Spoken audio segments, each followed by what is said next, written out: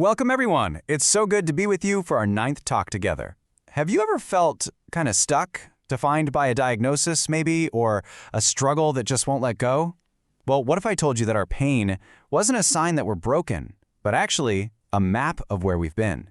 Today, we're diving deep into a really profound shift in how we think about healing.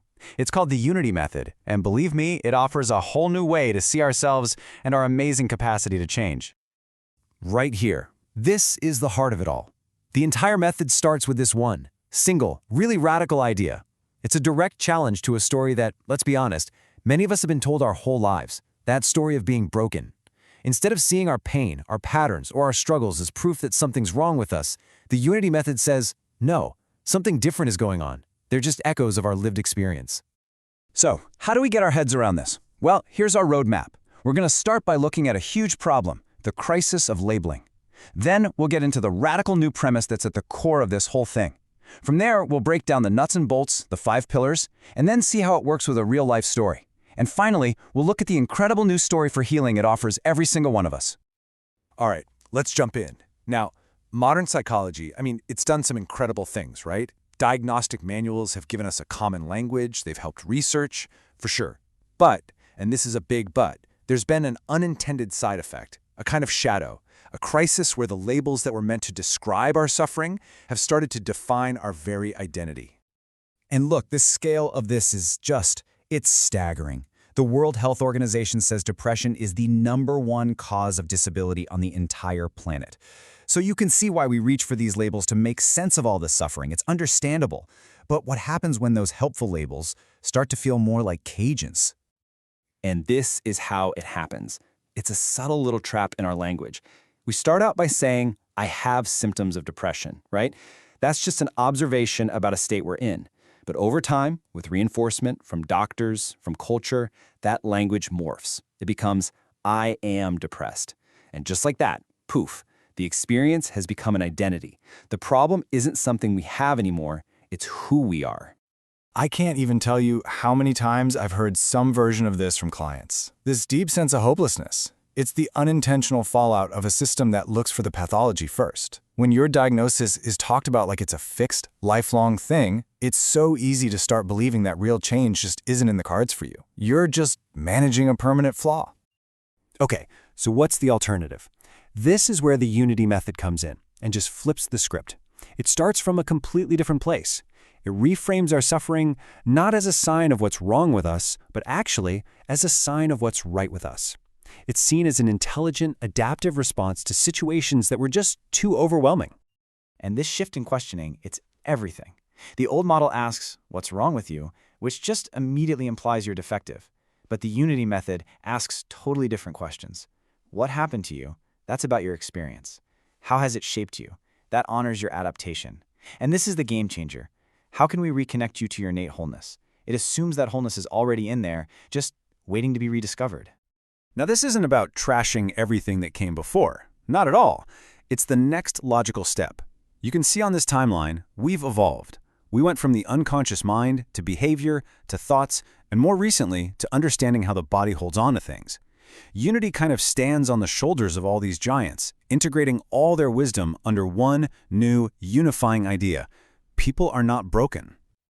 So, this all sounds great as a philosophy, right? But how does it actually become a practice? Well, the Unity Method is built on 5 key pillars that are all interlocked. These are the core principles that really guide the work of healing. Pillar number 1, wholeness over wounding. This is the foundation. It's the big reframe. It insists that your identity is not your trauma. You aren't a trauma survivor first and a person second. No. It sees you as a whole, complete human being who has endured pain. That endurance is a chapter in your story, for sure, but it is not the title of the whole book. Pillar 2 is somatic restoration. You've probably heard the phrase, the body keeps the score. It's true. Trauma isn't just in our heads. Our bodies literally hold on to that stress. That fight or flight energy gets trapped in our nervous system. So healing has to happen in the body. This pillar uses real, concrete practices like breathwork and grounding to teach the nervous system on a physical level that it can finally feel safe again. The third pillar is relational repatterning. It makes so much sense, right? A lot of our wounding happens in relationship, so our healing has to happen there too. This pillar is all about creating real experiences of secure attachment, that deep, felt sense of being safely connected to someone else.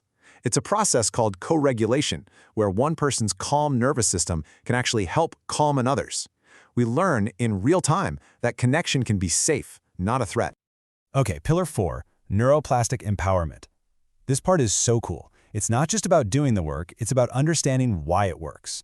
We actually teach you the science of neuroplasticity, this incredible, proven ability of your brain to physically change and rewire itself based on new experiences. And knowing this isn't just some fun fact. It is a powerful, powerful antidote to hopelessness. It is the biological proof that you are not stuck. Change is always possible. And finally, the 5th pillar. And this one might be a surprise for some of you: acceptance over forgiveness.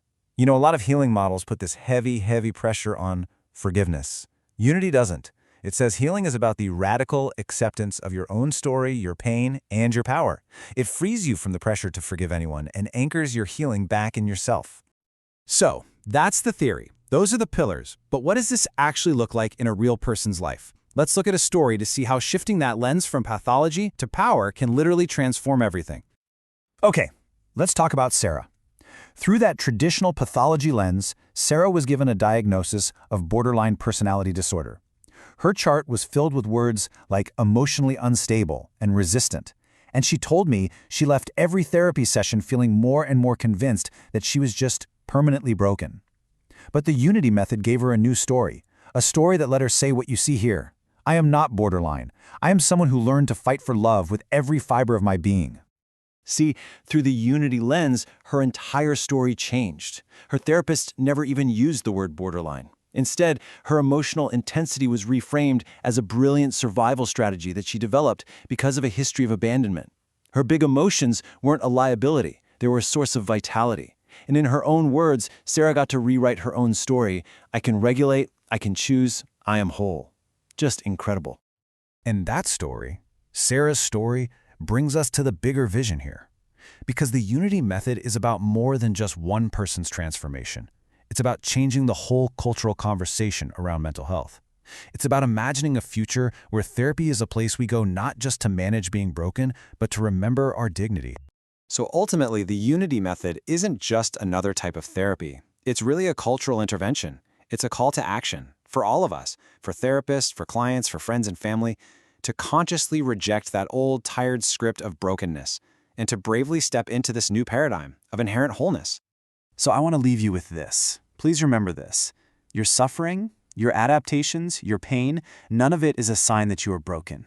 Not at all. It is a sign that you have survived. It's evidence of your strength. So the only real question left is the one right here on the screen. Knowing this, what new story will you choose to tell?